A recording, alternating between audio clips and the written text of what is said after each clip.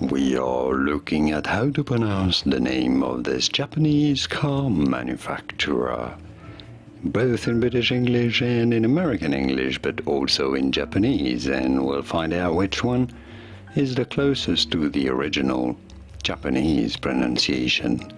So for reference, in Japanese, this is normally said as Toyota, Toyota. Okay, now in British English, this is generally said as Toyota, Toyota. In American English, however, it is generally said as Toyota, Toyota.